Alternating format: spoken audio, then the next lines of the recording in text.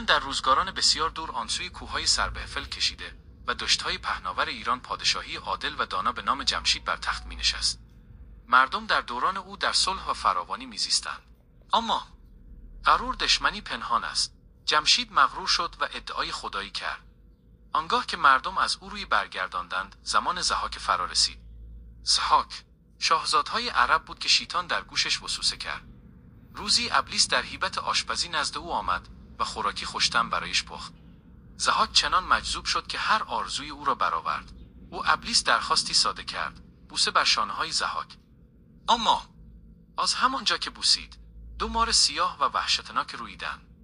ضحاک درماند مارها گرسنه بودند. پزشکان ناتوان شدند.